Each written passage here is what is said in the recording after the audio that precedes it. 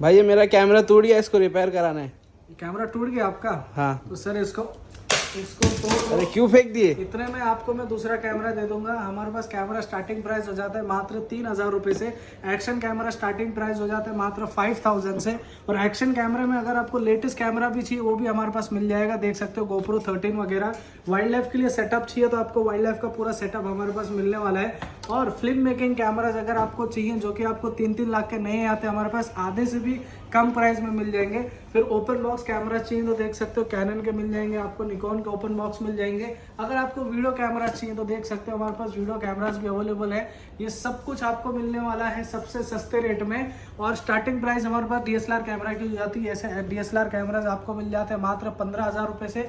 सब कुछ आपको फाइनेंस पे मिल जाएगा, आधार कार्ड पैन कार्ड पे भी मिल जाएगा, बजाज पे मिल जाएगा, क्रेडिट कार्ड IDFC सारे फाइनेंस अवेलेबल है। जिसको भी लेना है फटाफट हमारी स्टोर पर आ जाओ। स्टोर हमारी लोकेटेड है मीरा रोड स्टेशन के सामने।